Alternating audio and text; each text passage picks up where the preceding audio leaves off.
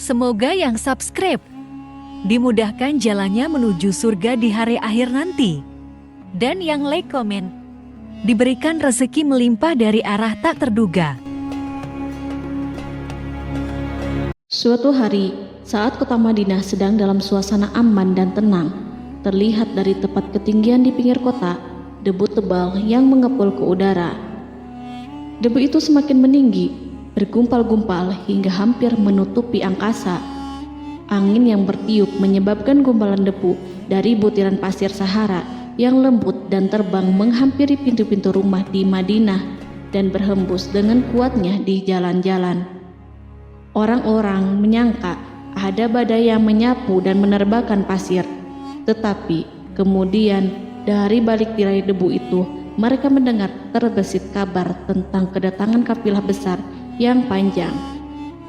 Tak lama kemudian 700 kendaraan yang syarat dengan muatannya memenuhi jalan-jalan dan mengguncang Madinah. Orang-orang saling memanggil dan mengajak sesamanya untuk menyaksikan keramaian ini serta turut bergembira atas kedatangan harta dan rezeki yang dibawa kafilah itu. Ummul Mukminin Aisyah ketika itu mendengar suara hiruk-pikuk kafilah yang bergerak maju, bertanya, "Apakah yang terjadi di kota Madinah?" Ada yang menjawab, "Kafilah Abdurrahman bin Auf baru datang dari Syam membawa barang-barang dagangannya." "Jadi kafilah itu yang telah menyebabkan semua guncangan ini?" tanya Ummul Mukminin.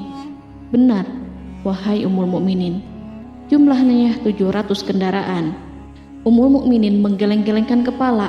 Pandangannya menerawang jauh seolah-olah sedang mengingat-ingat peristiwa yang pernah dilihat atau ucapan yang pernah didengarnya.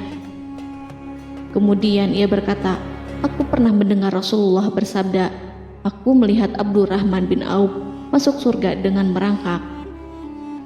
Abdurrahman bin Auf masuk surga dengan merangkak?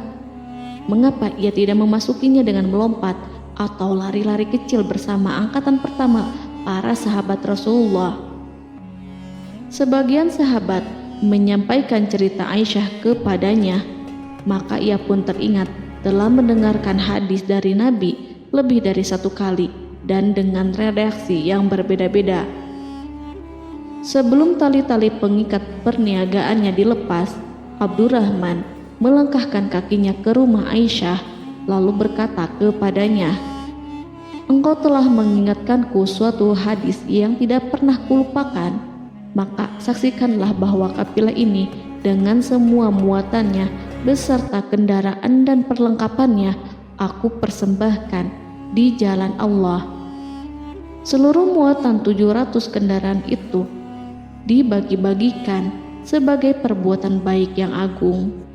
Peristiwa yang satu ini saja sudah cukup untuk mengukir sebuah gambaran yang sempurna tentang kehidupan sahabat Rasulullah Abdurrahman bin Auf.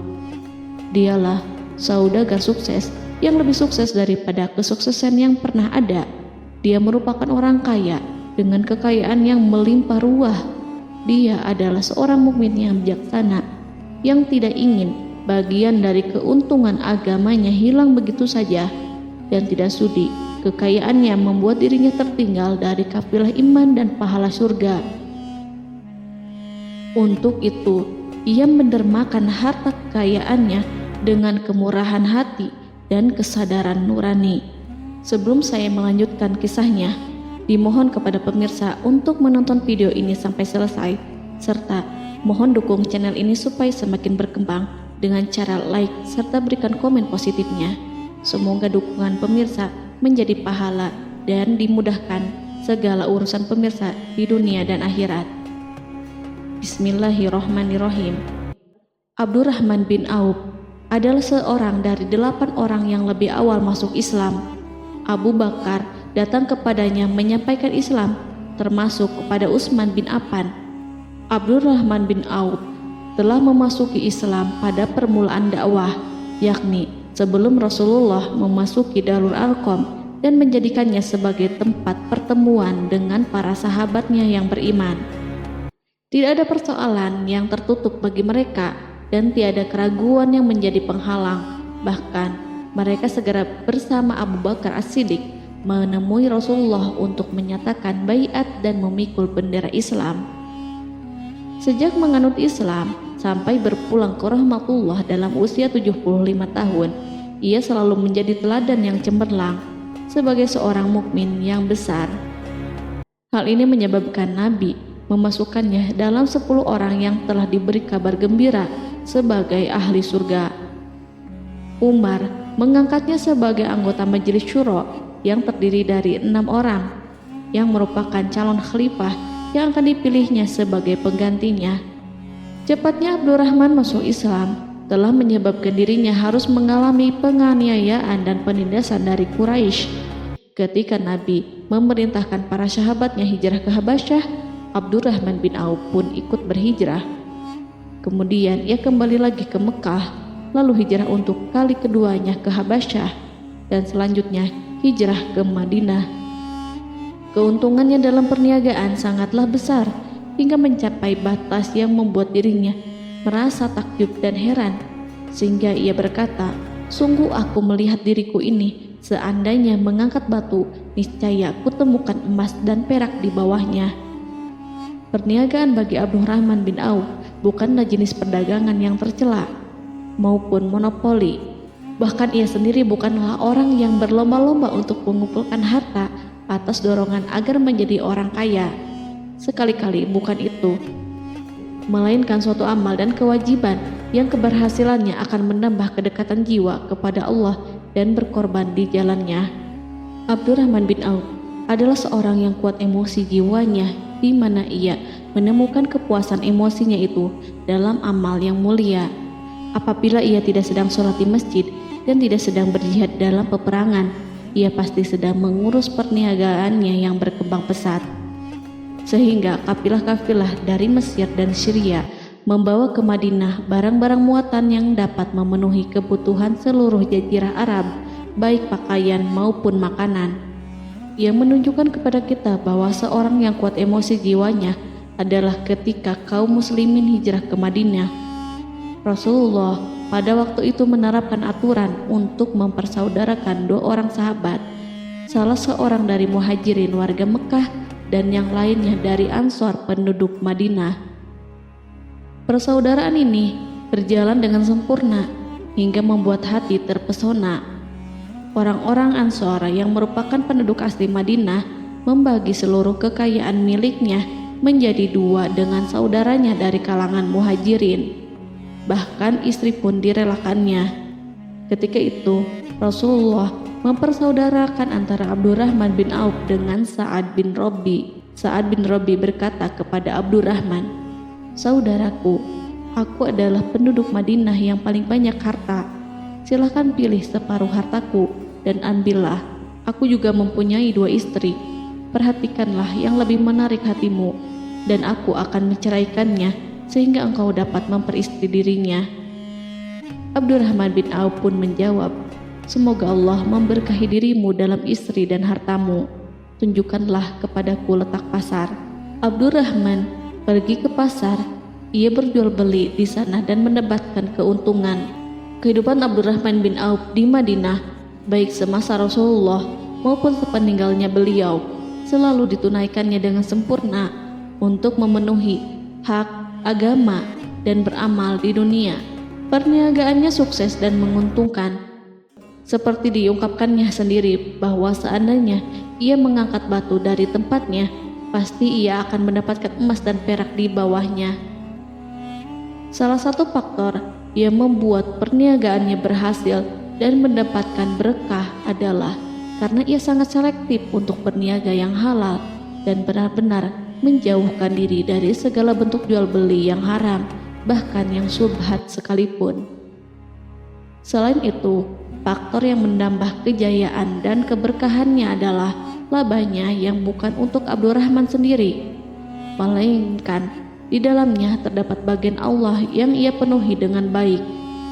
Ia menggunakan hartanya untuk memperkokoh hubungan kekeluargaan dan mengeratkan tali persaudaraan, serta menyediakan perlengkapan yang diperlukan untuk tentara Islam. Bila total perniagaan dan kekayaan yang lainnya ditambahkan keuntungan yang diperolehnya dihitung, Jumlah kekayaan Abdurrahman bin Auf itu dapat diperkirakan dengan memperhatikan jumlah yang dibelanjakannya di jalan Allah. Suatu hari, ia mendengar Rasulullah bersabda, "Wahai Ibnu Auf, engkau termasuk golongan orang kaya dan engkau akan masuk surga dengan merangkak. Karena itu, pinjamkanlah kekayaan itu kepada Allah agar Dia mempermudah langkahmu." Sejak ia mendengar nasihat Rasulullah ini dan menyediakan bagi Allah pinjaman yang baik, Allah justru semakin melipat gandakan kekayaannya hingga berlimpah ruah. Suatu hari, ia menjual tanah seharga 40.000 dinar. Kemudian uang itu dibagi-bagikan semuanya untuk keluarganya dari Bani Zuhrah, untuk para istri Nabi, dan untuk kaum muslimin yang miskin. Pada kesempatan lain, ia menyerahkan 500 ekor kuda untuk perlengkapan tentara Islam. Pada hari yang lain, ia menyerahkan 1.500 kendaraan unta. Menjelang wafat, ia mewasiatkan 50.000 dinar untuk diinfakkan di jalan Allah. Ia juga berwasiat bagi setiap orang yang ikut perang Badar dan masih hidup, masing-masing mendapatkan 400 dinar. Hingga Utsman bin Affan juga mengambil bagian dari wasiat itu, meskipun termasuk orang yang kaya. Ia berkata, harta Abdurrahman bin Auf halal lagi bersih, dan memakan harta itu membawa keselamatan dan keberkahan. Ibnu Auf adalah seorang yang mengendalikan hartanya, bukan dikendalikan oleh hartanya. Sebagai buktinya, ia tidak mau celaka dengan mengumpulkan dan tidak menyimpannya. Bahkan ia mengumpulkannya dengan tetap merendahkan hati dan dari jalan yang halal. Kemudian harta itu tidak dinikmati untuk kepentingannya sendiri, melainkan untuk dinikmati bersama keluarga, kerabat, rekan-rekan, dan masyarakat seluruhnya. Karena begitu luas pemberian serta bantuannya, ada yang mengatakan seluruh penduduk Madinah berserikat dengan Abdurrahman bin Auf pada hartanya. Sepertiga dipinjamkannya kepada mereka, sepertiga lagi dipergunakannya untuk membayar hutang-hutang mereka, dan sepertiga sisanya dibagi-bagikan kepada mereka. Harta kekayaan ini tidak akan pernah membuat kelegaan dan kesenangan pada dirinya selama ia belum menemukan jalan untuk membela agama dan membantu rekan-rekannya. Adapun untuk selain itu, ia selalu merasa khawatir terhadap kekayaannya. Pada suatu hari, dihidangkan kepadanya makanan untuk berbuka karena waktu itu sedang berpuasa. Ketika pandangannya tertuju pada hidangan tersebut, selera makannya pun bangkit. Namun, ia justru menangis sambil berkata, "Mus'hab bin Umair telah gugur sebagai syahid, dan ia jauh lebih baik daripada aku. Ia hanya mendapat kafan sehelai kain yang jika ditutupkan ke kepalanya, maka kelihatan kakinya, dan jika ditutupkan ke kedua kakinya, terbukalah kepalanya. Demikian pula Hamzah yang jauh lebih baik daripada aku. Ia pun gugur sebagai syahid, dan saat akan dikuburkan hanya mendapatkan sehelai selendang. Dunia ini telah dihamparkan kepada kami seluas-luasnya, dan hasil sebanyak-banyaknya telah diberikan kepada kami. Sungguh kami khawatir bila pahala kebaikan kami telah disegerakan balasannya di dunia." Pada peristiwa lain, sebagian sahabat berkumpul bersamanya menghadapi jamuan makan di rumahnya. Tak lama setelah makanan diletakkan di hadapan mereka, Abdurrahman menangis sehingga rekan-rekannya bertanya, "Apa yang membuatmu menangis, wahai Abu Muhammad?" Ia pun menjawab, "Rasulullah telah wafat, dan semasa hidup beliau beserta keluarganya tidak pernah merasakan kenyang makan roti gandum. Apa harapan kita apabila dipanjangkan usia, tetapi tidak menambah kebaikan bagi kita?" Demikianlah, kekayaan yang melimpah itu sedikit pun tidak membangkitkan kesombongan dan takabur dalam dirinya. Bahkan orang-orang mengatakan tentang dirinya, seandainya seorang asing yang belum pernah mengenalnya kebetulan melihatnya sedang duduk bersama budak-budaknya, niscaya ia tidak bisa membedakan di antara mereka. Tetapi bila orang asing itu mengenal satu saja sisi jihad Ibnu Auf, dan ujian yang dihadapinya, ia pasti langsung mengetahui siapa dia. Misalnya, ia mengetahui bahwa di badannya terdapat 20 bekas luka di perang Uhud, dan bahwa salah satu dari bekas luka itu meninggalkan cacat pincang yang tidak sembuh-sembuh pada salah satu kakinya. Contoh lain, beberapa gigi serinya rontok di perang Uhud yang menyebabkan kecedalan yang jelas pada ucapannya. Saat orang asing itu tahu salah satu sisi ini, ia pasti menyadari bahwa laki-laki yang berperawakan tinggi dengan wajah berseri, kulit halus, pincang, cedal sebagai tanda jasa dari perang Uhud, itulah orang yang bernama Abdurrahman bin Auf. Semoga Allah ridho kepadanya. Kita sudah terbiasa memperhatikan tabiat manusia, bahwa harta kekayaan itu biasanya menyebabkan seseorang suka berkuasa. Artinya, orang-orang kaya selalu gandrung untuk memiliki pengaruh guna melindungi kekayaan mereka dan melipat gandakan pengaruh itu. Selain untuk memuaskan nafsu demi kebanggaan dan kepuasan pribadi, semua ini merupakan sifat yang biasa dibangkitkan oleh kekayaan.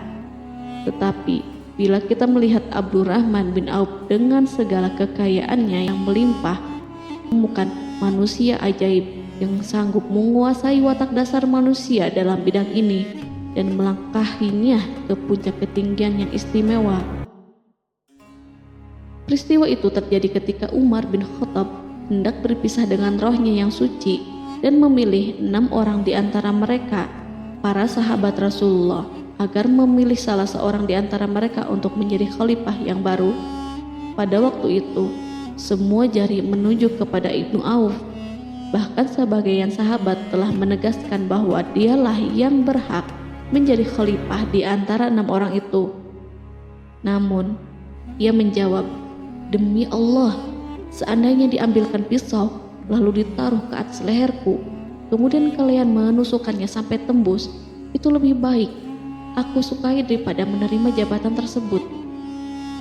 Demikian, saat awal 6 orang terpilih itu mengadakan pertemuan untuk memilih salah seorang di antara mereka untuk menjadi khalifah yang akan menggantikan Al-Faruq, Umar bin Khattab, Abdurrahman telah menyatakan kepada mereka bahwa ia telah melepaskan haknya yang dilimpahkan Umar kepadanya sebagai salah seorang dari 6 calon yang akan dipilih menjadi khalifah. Dengan demikian, kewajiban mereka untuk melakukan pemilihan itu terbatas di antara mereka yang berlima saja. Sikat juhudnya terhadap jabatan dan pangkat ini dengan cepat telah menempatkan dirinya sebagai hakim di antara 5 orang tokoh terkemuka itu. Mereka menerima dengan senang hati agar Abdurrahman bin Auf menetapkan pilihan kepada khalifah itu terhadap salah seorang di antara mereka berlima. Ali mengatakan, "Aku pernah mendengar Rasulullah menyifatimu bahwa engkau adalah orang yang dipercaya oleh penduduk langit dan dipercaya pula oleh penduduk bumi." Ibnu Auf akhirnya memilih Utsman bin Affan untuk jabatan khalifah dan lainnya pun menyetujui pilihannya. Itulah hakikat seorang laki-laki yang kaya raya dalam Islam. Apakah Anda telah memperhatikan bagaimana Islam telah mengangkat dirinya jauh di atas kekayaan dengan segala godaan dan penyesatannya itu, dan bagaimana ia menempa kepribadiannya dengan sebaik-baiknya? Pada tahun 32 Hijriah, tubuhnya berpisah dengan roh. Ummul Mukminin Aisyah memberinya kemuliaan khusus yang tidak diberikan kepada orang lain dengan memberikan usulan kepadanya ketika ia masih terbaring di ranjang menuju kematian agar bersedia dikuburkan di pekarangan rumahnya berdekatan dengan Rasulullah, Abu Bakar, dan Umar. Namun ia memang seorang muslim yang telah dididik Islam dengan sebaik-baiknya, sehingga merasa malu bila dirinya diangkat dan disandingkan dalam kedudukan tersebut. Selain itu, ia telah membuat janji dan ikrar yang kuat dengan Utsman bin Maz'un, yakni jika salah seorang di antara mereka meninggal sesudah yang lain, hendaklah ia dikuburkan di dekat sahabatnya itu.